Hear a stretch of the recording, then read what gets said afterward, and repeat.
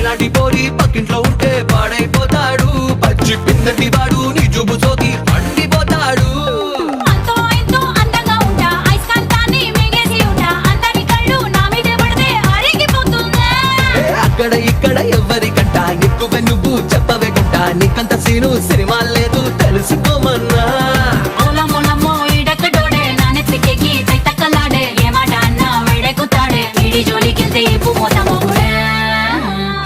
అయ్యో పాపం